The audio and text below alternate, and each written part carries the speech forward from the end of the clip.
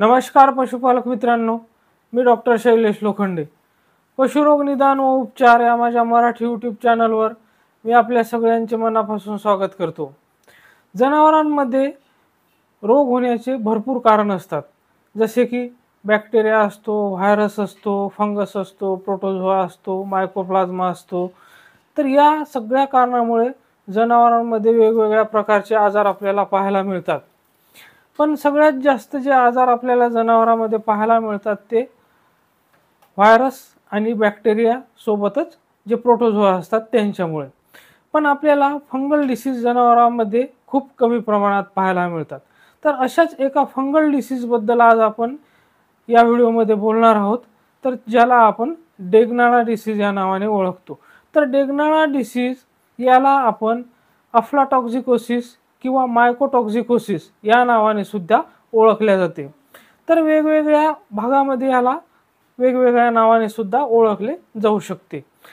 तर डेग्नाळा डिसीज हा नेमका काय आहे, कोणत्या फंगसमुळे होतो आणि त्यामुळे आपल्याला जनावरांमध्ये कोणत्या प्रकारची लक्षणे पाहायला मिळतात, म्हणजे जर त्या रोगाची लक्षणे आपल्याला ओळखायला आली तर पशुपालकाला किंवा शेतकऱ्याला त्या जनावराचे त्या रोगाचे लक्षण ओळखून लवकरात लवकर त्याचे उपचार करून घेणे शक्य होईल.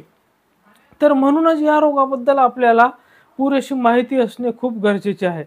तर या रोगाबद्दल आज आपण सविस्तर जाणून घेऊया की याचे काय कारण आहे, त्यामध्ये आपल्याला काय लक्षणे पाहायला मिळतात, नेमका हा आजार कोणत्या जनावरांमध्ये होतो आणि याच्यावर काही उपाय आहेत का, याचबरोबर या रोगाचा आपण प्रतिबंध करू शकतो का, हे सुद्धा तेवढेच महत्त्वाचे आहे. म्हणजे या रोगाचा जर आपण प्रतिबंध करू शकलो तर आपल्या जनावरांमध्ये हा रोगच होणार नाही आणि आपल्याला या रोगापासून होणारा जो आपला लॉस आहे तो टाळता येईल. यासाठी आपण जाणून घ्या की या रोगाची काय लक्षणे असतात आणि आपण याचा कसा प्रतिबंध करू शकतो. तर ही सगळी माहिती आज आपण जाणून घेऊया. पण त्याआधी तुम्ही जर माझ्या चॅनलला नवीन असाल किंवा आत्तापर्यंत तुम्ही माझ्या चॅनलला सबस्क्राईब केले नसेल तर कृपया माझ्या चॅनलला लाईक, शेअर आणि सबस्क्राईब करा.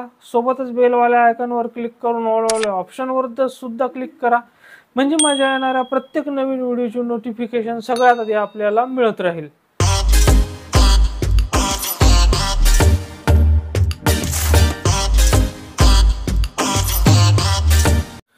तर सगळ्यात अगोदर आपण जाणून घेऊया की डेग्नाळा डिसीज किंवा डेग्नाळा हा जो आजार आहे तो जनावरांमध्ये नेमका कशामुळे होतो. तर हा आजार प्रामुख्याने गाई आणि म्हशी यांच्यामधला आजार मानला जातो आणि याचे जे मुख्य कारण मानले जाते ते एक फंगस आहे.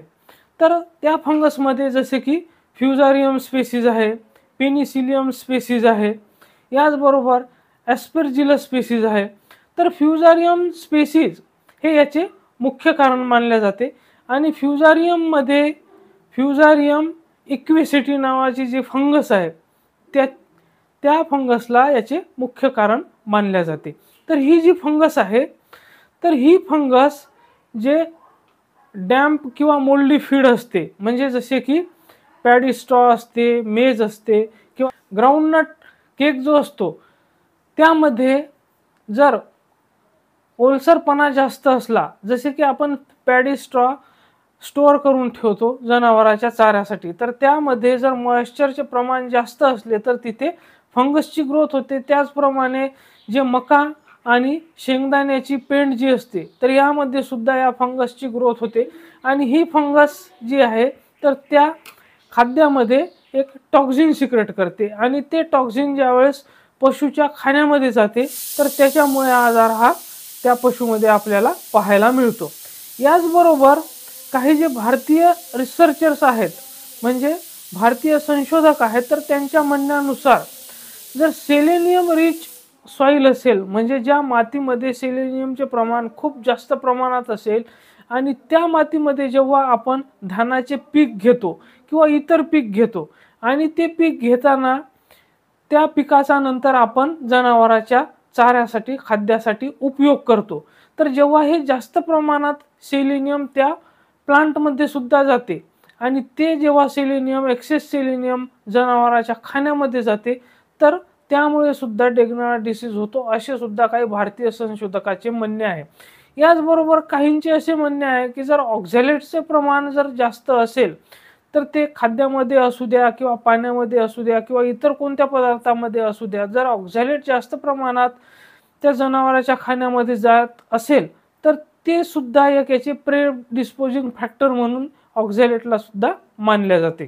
आता आपण बोलूया या रोगामध्ये आपल्याला जनावरांमध्ये कोणते कोणते लक्षण पाहायला मिळतात। तर या रोगामध्ये जसे की पशुच्या शरीरामध्ये टॉक्सिन गेल्यानंतर जे एक्स्ट्रीमिटीज असतात, म्हणजे जसे की जे कान असतात, जनावरांचे पाय असतात, जनावरांची शेपटी असते, तर इथे सगळ्यात अगोदर नेक्रोसिस डेव्हलप होतो आणि त्यानंतर तिथे गँग्रीन व्हायला सुरुवात होते। तर जर या रोगामध्ये सिव्हिरिटी जर खूप जास्त असेल तर त्यावेळेस जनावराचे जे खुरा असतात त्या सुद्धा गळून पडतात, जसे की आपण FMD मध्ये बघतो। तर जनावराची शेपटी तुटून पडायला सुरुवात होते, जनावराच्या कानाचे जे टोक असते, जनावराचे जे इयर टिप्स असतात ते सुद्धा तुटून पडायला सुरुवात होते। याचबरोबर जी जनावराची कास असते, ज्याला आडर टीट आपण म्हणतो, ते सुद्धा तिथे सुद्धा नेक्रोसिस गँग्रीन होऊन ते सुद्धा गळून पडायला सुरुवात होते। याचबरोबर जनावरांचे केस गळायला सुद्धा सुरुवात होते। जनावराची जी जीभ असते, जनावराचे जे मजल असते, इथे सुद्धा नेक्रोसिस आणि गँग्रीन डेव्हलप होतो। याचबरोबर जनावराच्या अंगावर पाणी भरल्यासारखी सूज यायला लागते, जसे की खास करून जे जनावराचे मागचे पाय असतात तर तिथे आपल्याला अशा प्रकारची सूज पाहायला मिळते। तर हे सगळे लक्षण जर आपल्याला आपल्या जनावरांमध्ये दिसत असेल तर आपण तात्काळ आपले जे पशुवैद्यक आहेत त्यांचा सल्ला घेऊन जनावरांचे त्वरित उपचार सुरू करून घेणे खूप गरजेचे आहे। तर या लक्षणावरून आपण समजू शकतो की आपल्या जनावरांमध्ये डेगनाळा हा जो रोग आहे तो झाला आहे।